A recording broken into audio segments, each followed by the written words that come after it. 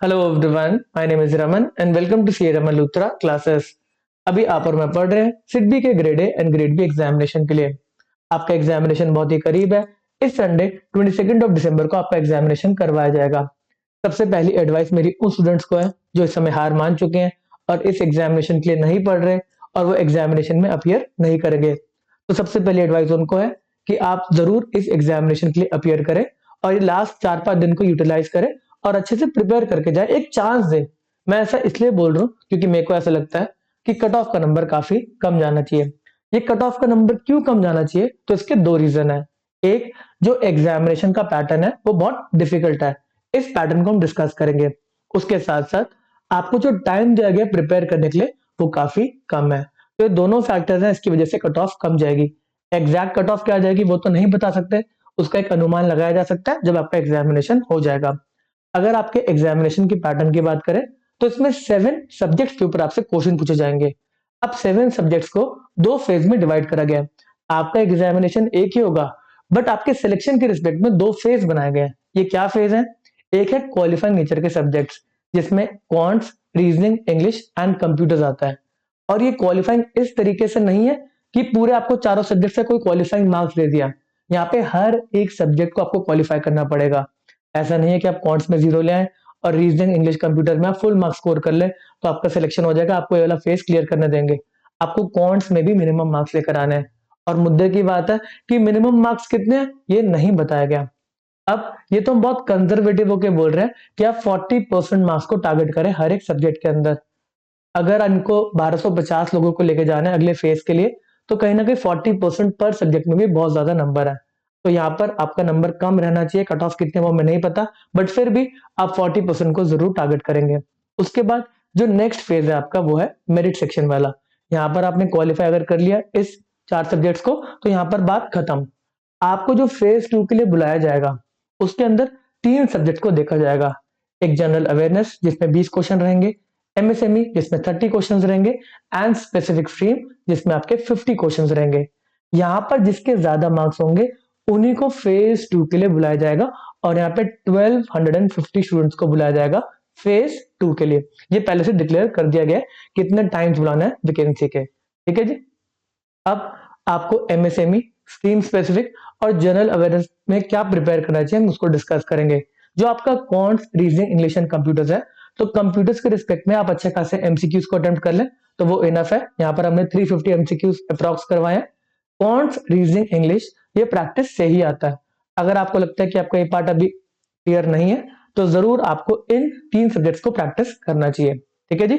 अब हम बात करते हैं जनरल अवेयरनेस, एमएसएमई और स्ट्रीम स्पेसिफिक सब्जेक्ट्स की। ये सारी बातें हमने डिस्कस कर ली है। देखो आपको जो इन्फॉर्मेशन हैंडआउट आया है उसमें जनरल अवेयरनेस के जो क्वेश्चन पूछे गए हैं वो फाइनेंशियल सेक्टर के ऊपर फोकस करते हुए पूछे गए हैं। तो कहीं ना कहीं अगर आपने प्रोफेशनल नॉलेज को पढ़ रखा है तो इसमें से 2-3 क्वेश्चन तो आप वैसे ही अटेम्प्ट कर सकते हैं। पहले क्वेश्चन की बात करें केवाईसी के रिस्पेक्ट में तो डायरेक्शन कौन लेके आता है, बहुत ही बेसिक है, आरबीआई। हमने तो केवाईसी के डायरेक्शंस को पढ़ रखा है पूरा।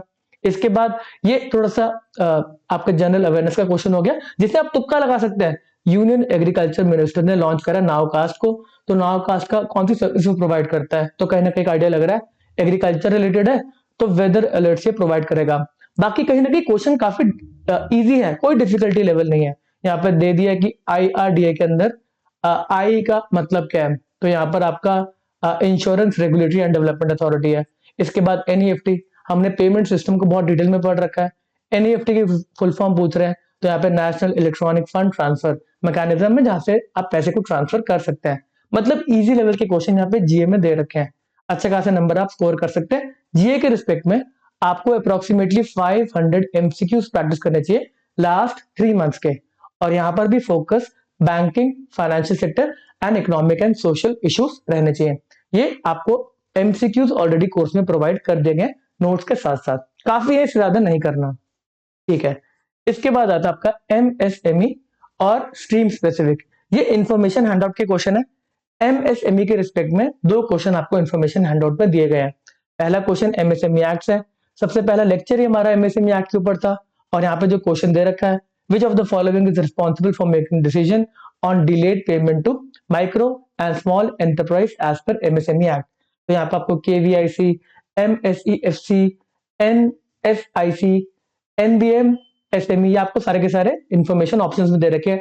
एडवाइजरी कमेटी, अगर आपने MSME एक्ट को नहीं पढ़ रखा तो आपको इनका डिफरेंस ही नहीं पता होगा।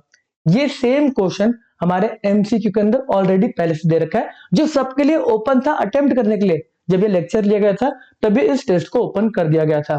तो यहाँ पर देखो क्वेश्चन की फ्रेमिंग तो ऐसा एकदम सेम नहीं है। तो यहाँ पर देखो अंडर सेक्शन 17 जो MSME एक्ट है, वहां पर अगर कोई डिस्प्यूट होता है तो उस केस में जो रेफरेंस दिया जाता है वो MSME फैसिलिटेशन काउंसिल। यहाँ पर आपका MSEFE is the correct answer, MSEFC। Okay, अगला क्वेश्चन आपको दे रखा है, how much subsidy is available on prime cost for cotton, muslin, world and polyvastra वाला जो आपका सब्सिडी गवर्नमेंट प्रोवाइड करते हैं वो कितना परसेंटेज है। अब इसके रिस्पेक्ट में मेरे पिछले 4-5 दिन से कोई लेक्चर नहीं आया, क्योंकि जो MSME के रिस्पेक्ट में पॉलिसीज है हम उसके ऊपर फोकस कर रहे थे। ढेर सारी जो आपकी स्कीम्स आ रखे हैं उसके ऊपर फोकस करा जा रहा था, और उसके ऊपर अप्रोक्सीमेटली 16 से ज्यादा स्कीम्स को आइडेंटिफाई करा गया, और उसके ऊपर काफी स्कीम्स में आपको MCQ दे दिए गए हैं, और बाकी स्कीम्स के ऊपर आज MCQs प्रोवाइड कर दिए जाएंगे। सारे के सारे नोट्स ऑलरेडी अपलोडेड है। अगर इसकी बात करें इस क्वेश्चन की, तो ये भी हमारे नोट्स का एक कटआउट है खादी विकास योजना के रिस्पेक्ट में। तो सब्सिडी का आंसर आपका 35%, जो कि कॉटन के रिस्पेक्ट में, वूल के रिस्पेक्ट में दी जाती है। वहीं अगर सिल्क खादी होता है तो उस पर 20% ऑफ प्राइम कॉस्ट इतनी सब्सिडी दी जाती है। ठीक है ना। तो यहाँ पर MSME के रिस्पेक्ट में आपको ढेर सारी बातें पढ़नी है, उसमें क्या क्या पढ़ना है वो भी हम डिस्कस करेंगे। चलिए, MSME की अगर स्पेसिफिक बात करें तो बात को स्टार्ट करना चाहिए आपको MSME एक्ट से। उसके बाद रिजर्व बैंक ऑफ इंडिया का मास्टर डायरेक्शन है with respect to lending to MSME sector, काफी इंपॉर्टेंट है, यहाँ से क्वेश्चन आने का अच्छे खासे चांस है।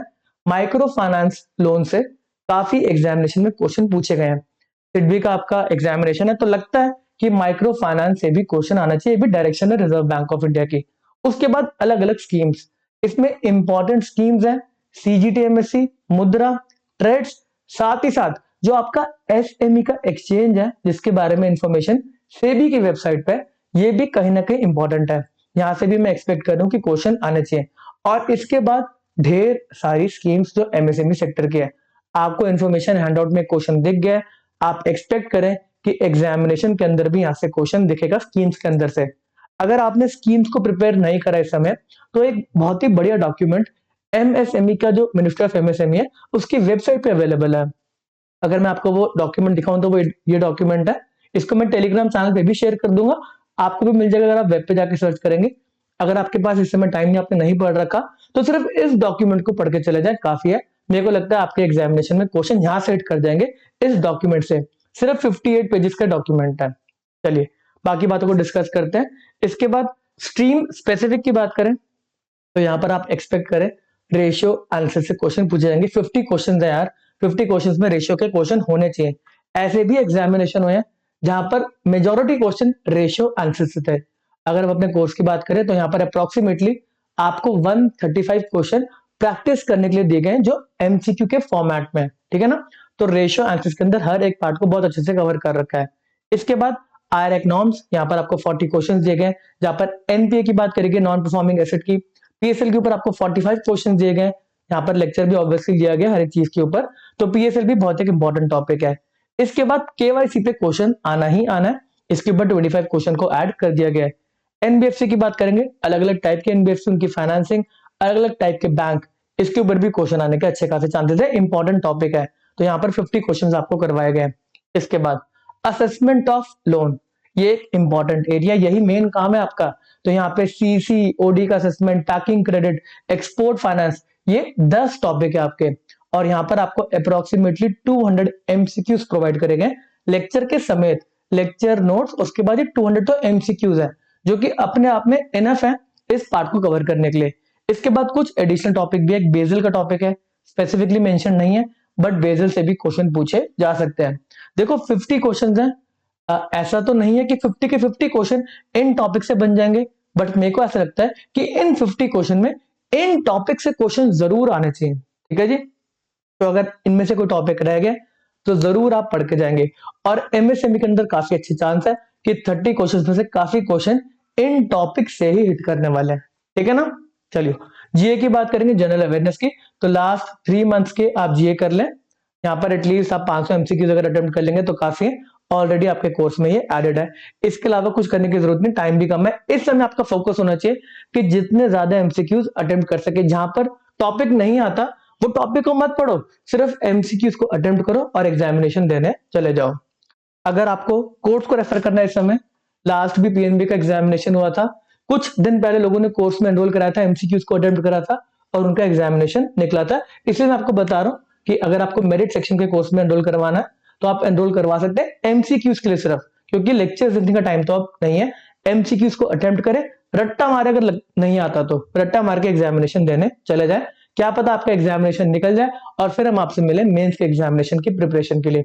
ये मेरिट सेक्शन का जो कोर्स है इसके अंदर आपको मेंस के लिए भी प्रिपेयर करवाया जाएगा, जिसमें आपके डिस्क्रिप्टिव क्वेश्चंस पूछे जाएंगे। इसके रिस्पेक्ट में आज के दिन पे हम सिर्फ एक डिस्काउंट कोड रन कर रहे हैं, जो कि 30% एडिशनल डिस्काउंट है। आप सभी के सभी इसमें एनरोल करवा सकते हैं अगर आपको ये 100% वैसे तो हेल्पफुल लगेगा। एमसीक्यूज आपको बहुत हेल्प करने वाले हैं। चलिए हम इस सेशन को यहीं पे समाप्त करते हैं। मिलेंगे आपसे अब 22 ऑफ दिसंबर को आंसर की को डिस्कस करने के लिए। चलिए मिलते हैं फिर उस दिन पे।